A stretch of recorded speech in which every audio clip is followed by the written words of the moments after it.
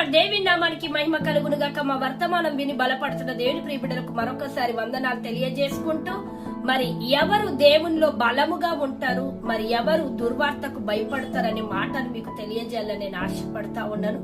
కీర్తనల గ్రంథం 112వ కీర్తన 8వ వచనం అంటుంది, వాని హృదయము యెహోవాను ఆశ్రయించుట వలన మరి వారు స్థిరముగా ఉన్నాడు, అతడు మరి దుర్వార్తకు జడియడు అని రాయబడింది. దేవుని బిడ్డలారా, మరి ఈ ఉదయ కాలము నుండి రాత్రి పడుకునేంత వరకు మనం ఏవేవో న్యూస్లు మరి వినాల్సి వస్తుంది. యుద్ధ సమాచారాలు కావచ్చు, ఇంటి పక్క వాళ్ళే కావచ్చు, మన ఇంట్లో వాళ్ళ గురించి కావచ్చు.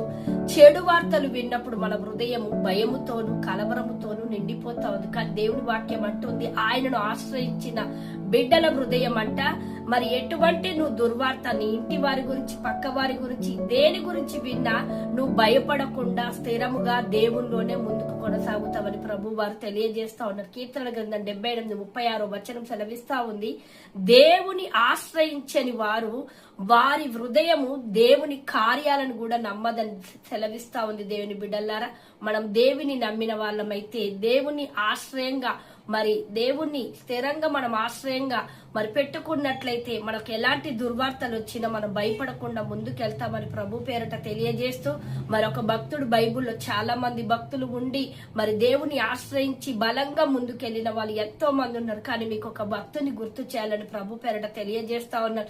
దానియేలు గ్రంథం 6వ అధ్యాయం 10వ వచనం సెలవిస్తా ఉంది, ఆయన ఎట్టి శాసనము సంతకము చేయబడినప్పుడు, ఆమేన్, ఎట్టి శాసనము మరి 30 దినముల వరకు ఎవరికి ఏ దేవునికి మొక్కద్దు, రాజుకే వచ్చి మీ విన్నపాలు చెప్పాలి. ఒకవేళ చెప్పని ఎడల మరి సింహపు బోన్లో పడివేస్తామనే మాటను ఆ యొక్క శాసనం, ఇట్టి శాసనం సంతకం చేయబడ్డప్పుడు దానియేలు భయపడలేదు. ఆమేన్.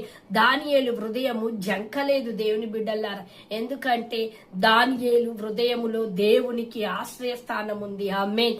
అందుకే అటువంటి వార్త విన్న, అటువంటి శాసనము పుట్టించబడ్డ యెరూషలేము తట్టు కిటికీలు తెరిచి మరి ముమ్మారు ఆయన ప్రార్థన చేసినట్టుగా దేవుని వాక్యం సెలవిస్తా ఉంది. నేనంటాను, దేవుని ఆశ్రయంగా చేసుకొని నువ్వు ప్రార్థనలో గడిపినట్లయితే ఏ వైపు నుంచి ఎలాంటి శాసనాలకు సంబంధించింది మరి ఎలాంటి వార్తలు నువ్వు విన్నా నువ్వు జడియకుండా ముందుకే వెళ్తావని, నీ పక్షాన దేవుడు కదలబోతుండని, దేవుడే యుద్ధము జరిగించబోతుండని, దేవుడే నీకు విజయం ఇవ్వబోతుందని ప్రభు పేరట తెలియజేస్తూ, దేవుడి మాటలు వింటున్న నిన్ను దీవించి ఆశీర్వదించి నడిపించును గాక. ఆమేన్. God bless you.